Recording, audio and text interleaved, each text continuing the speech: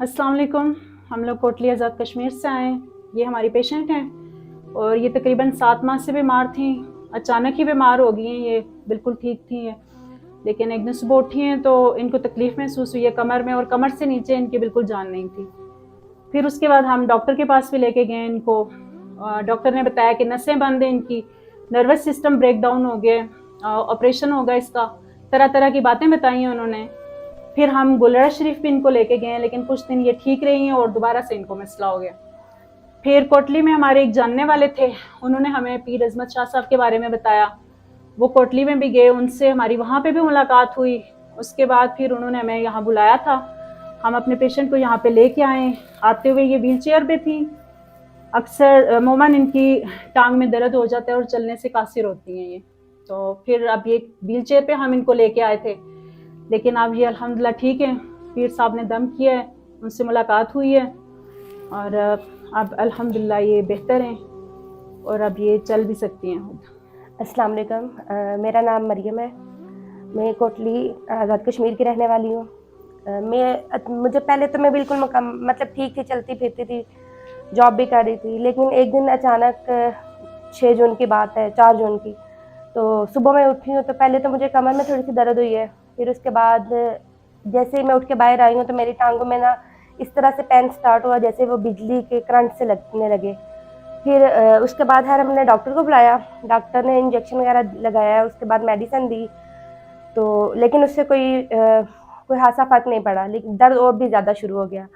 फिर तकरीबन 2 घंटे का टाइम गुजरा तो उसके बाद में मेरी कमर से नीचे बिल्कुल जान निकल गई थी, बिल्कुल माजूर हो गई थी। यानी मेरी ऐसी हालत हो गई थी कि मैं 3 से 4 लोग भी पकड़ के मुझे खड़ा नहीं कर पाते थे।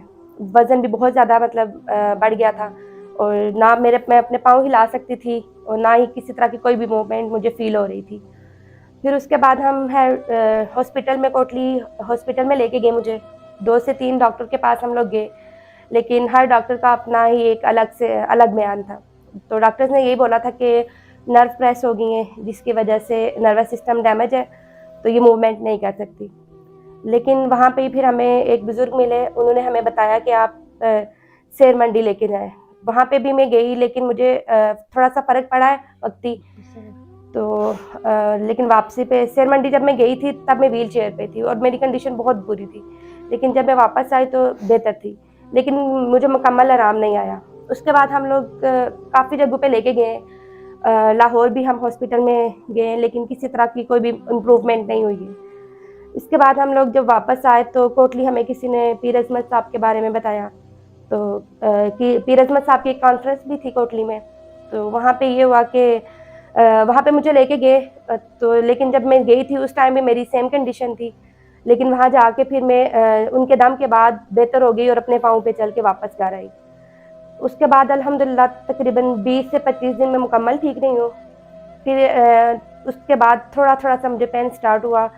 यानी पीर साहब ने हमें यही बताया था कि जादू तावीज़ वगैरह के ज़रिए बार-बार जैसे ही हम चीज़ निकालते हैं तो जादू तावीज़ वगैरह के ज़रिए दोबारा से करवा दी जाती है, जिसकी वजह से तकलीफ़ हुई है। ठीक है, पहले से कितना बेहतर महसूस कर रही हैं? और आज मैं यहाँ पे आई हूँ तो पहले तो खैर मुझे नहीं पता मैं किस कंडीशन में थी, क्योंकि मैं ना चल फिर सकती थी, ना मैं अपने होश-ओ-हवास में थी। लेकिन जब पीर साहब के दम के बाद अल्हम्दुलिल्लाह मैं काफ़ी काफ़ी क्या मुकम्मल बेहतर महसूस कर रही हूँ और अभी अल्हम्दुलिल्लाह मैं चल फिर भी सकती हूँ। आप लोग देख भी सकते हैं।